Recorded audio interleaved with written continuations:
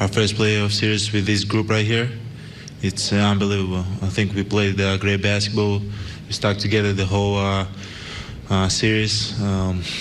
Even though when we faced adversity and they were up, they were taking leads, it wasn't playing our best. I think we were able to, just keep fighting, keep pushing as a group, and it feels good to win our first playoff series together.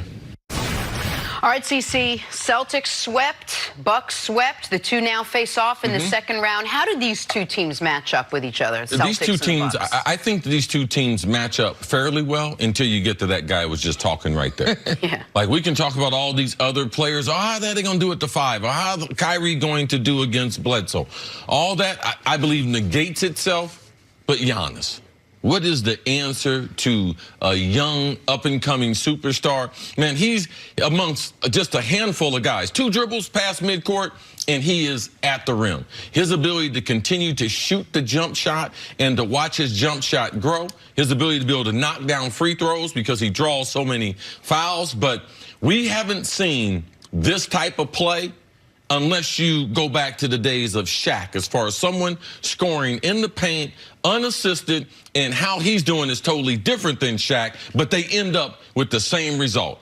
At the rim, close to the rim, or dunking the basketball. He's a special basketball player. It's going to be fun to watch him as he gets into the second round for the first time, because last night's game, you could see he just took over. He took over when the Bucks took over. This was a game they're trailing midway through the third, and then they do what great teams do. And much respect to Detroit and what they were doing. And Blake Griffin playing out there with that mechanical knee brace on and everything. Detroit played well enough. Like, they weren't going to just surrender. They weren't going to roll over. Usually if you're going to be overmatched in a series, but you're going to steal one, it's game 3. It's the game where it's like, oh, we're just back at home. Yeah, typically, when you fall down 3-0, you wave the white flag, especially in a 1 versus 8. Detroit was up late in the third quarter, and then Milwaukee did what great teams do. They went on a 45-10 run. A 45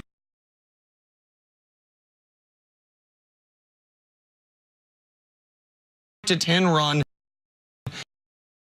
in about 12 minutes of basketball. Good night, good luck. We are now up by 30, which continued the trend in this series. They won games in this series by 35, 21, 16, and 23. And last night's 23, it would have been 30 if not for a late flurry by Detroit. But that continues the trend of Milwaukee this year. A league-high 45 wins by double digits over the course of the regular season. Why am I so high on Milwaukee? Prior to them this year, Jenna, only 7 teams in NBA history had 45 plus or more wins by double digits. All of them won the title. Like, if we were not living in a Kevin Durant, Steph Curry, Klay Thompson era, we would say Milwaukee is not just the heavy favorites to come out of the East, the heavy favorites to win the title, which is why I think yesterday when we talked about the Celtics series, a lot of people took my commentary as, oh, Nick's just hating on the Celtics again. It is less to do with Boston and more to do with the team that they're facing that I think is something of a juggernaut.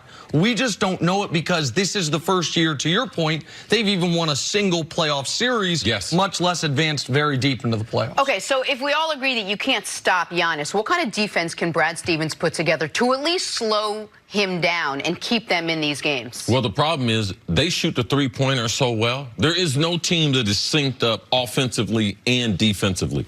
Shoot the 3 well, defend the 3 well. If Giannis draws a double team, they have 4 shooters on the court almost at all points. And Brook Lopez, I totally disagree with Mannix, who sat here yesterday, and Nick and I have been watching Brook Lopez. Man, his game is special. I mean, we were kind of puzzled. Why didn't the Lakers for only $3 million?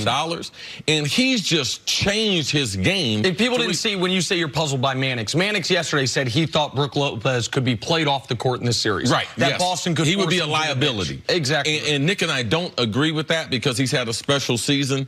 65% of his attempts at the field goal are beyond the 3-point line.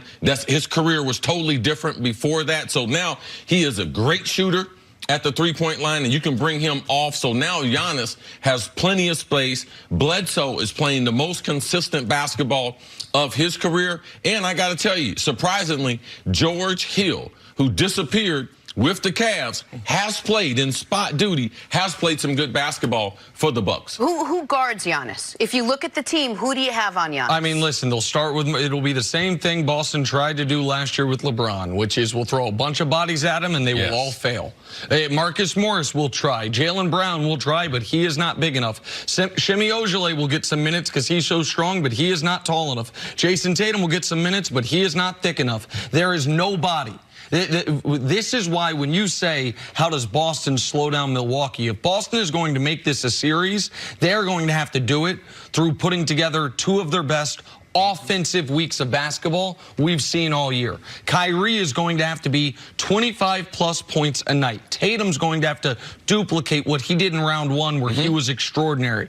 Gordon Hayward is going to have to be the Gordon Hayward we saw momentarily in the fourth quarter of Game 4 throughout the series. Like, Gordon Hayward every month of the season this year averaged 10 or 11 points. They need him to average 18 or 19 points if they're going to find enough offense, because you are not holding Milwaukee under 95 points more than maybe once in this series. Jenna, you can go up and down, and I challenge anyone. There's going to be 8 teams in the second round. Go up and down the roster, and you see who can guard Giannis. Correct. You can ask that for anyone. I don't care who they play. Teams in the East, teams in the West, and that includes the Rockets and Golden State. Well, you mean Kevin Garnett? No. This is a mismatch waiting to happen every series. This series, the finals in the East, if they make it to the NBA finals, and no matter who they are going against, there is no one in the NBA that can match up against Giannis at this point in his career. If you're going to slow Giannis down, what you need more than a great perimeter defender, what you would need is a great rim protector, because Giannis does so much of his work at the rim. Rudy Gobert, his season's about to end, even though they extended it last night. A guy such as him, Joel Embiid, maybe if they were playing the conference finals, could at least at the rim give Giannis a little bit of trouble. But the Celtics don't have that guy. Right. The Celtics, it's Al Horford or it's Aaron Baines. Like, you can't, no matter how great of a perimeter defender you are, if you are going up against the league MVP or one of the MVP candidates, the offensive player almost always wins that matchup in the long run. You got to throw a bunch of bodies at him, which will mean the Bucks are going to have in this series an abundance of open three-pointers, of guys collapsing on Giannis, and if they miss their threes like Indiana did, then Boston have a real shot. I don't think they will, which is why I think Milwaukee's the heavy favorite. And Nick, you also believe from a coaching standpoint that Coach Bud is really underrated in the things that he's done to be able to bring out not only Giannis's talent, but the rest of that roster. You believe people that's the biggest difference between Milwaukee this year and last year. It's not the evolution of Giannis, it's coaching. What Budenholzer's done all year has been brilliant. All right, so the Bucks beat the Pistons last night. That is a sweep for them. They move on to the second round against